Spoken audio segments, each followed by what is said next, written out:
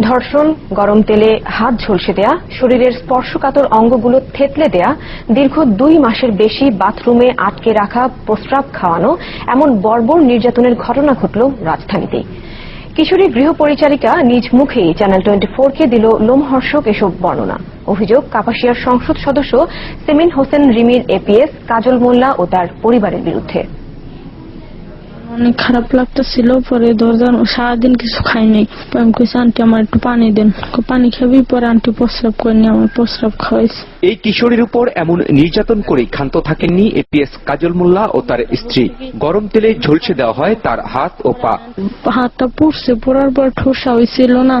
ঠোসা হওয়ার পরে আমি তবু আমার এই ঠোসা হাত নিয়ে ঘর মোছাইছে, কাপড় কাচাইছে। রাত্রে ঘরে শুইতে দিত না, বাথরুমে থাকতাম।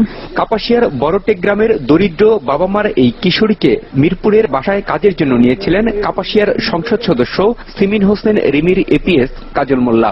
লালসার শিকার এই কিশোরী ঘটনা কাজলের স্ত্রীকে জানালে উল্টো তার উপর নেমে আসে ভয়াবহ নির্যাতন। সাপ্লাই পানির কলের পাইপ আছে না, মোটা মোটা পাইপগুলি, ওই পাইপ দিয়ে আঙ্কেল 2 হাতে ধরছে। পরে আন্টি পায়ের মধ্যে ইয়া দিয়ে বাইন্দা, তারপরে পরে দেহে দাঁড়ায় পারে না, পরে শোয়া লইছে আমারে, তারপরে এমনি মারছে। মধ্যযুগীয় কায়দায় এমন নির্যাতনের পর অসুস্থ কিশোরীটিকে কয়েকদিন আগে মিরপুর থেকে গভীর রাতে কাপাসিয়ার বড়টেকের জঙ্গলে ফেলে রেখে যায়। ঘটনা আড়াল করতে কাজল মোল্লা অনুগত লোকজন দিয়ে পাহারা বসায় কিশোরীর বাড়ির আশপাশে। লোকমুখে ঘটনা জানাজানি হতে থাকলে অপহরণ করা হয় অসুস্থ কিশোরীটিকে। ভয়ভীতি দেখিয়ে নেওয়া হয় মিথ্যা জবানবন্দি।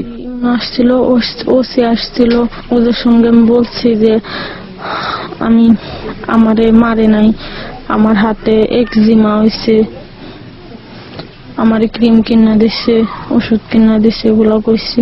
রেখা যাওয়ার দিন বলছে যে যদি তুমি তোমার বাবা মার সাথে কিছু বলো তাহলে তোমার গ্রাম ছাড়া করে দিন। কিশোরীর বাবা স্থানীয় পুলিশের সহযোগিতা চাইলেও মিলছে উল্টো অসহযোগিতা।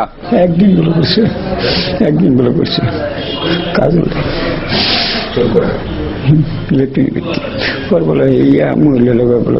কাজল মোল্লার অনুগতদের হুমকিতে এখন নিজ বাড়িতে নিরাপত্তাহীনতায় বন্দি জীবন কাটাচ্ছে পুরো পরিবার। চিকিৎসাও মিলছে না নির্যাতিতা কিশোরীর। সত্যিটা বললে আমি বিচার পাই না। আপনি তো বিচার চান না? চাই, আমি বিচার চাই মনে করি। কামরুল হাসান, চ্যানেল 24, কাপাসিয়া।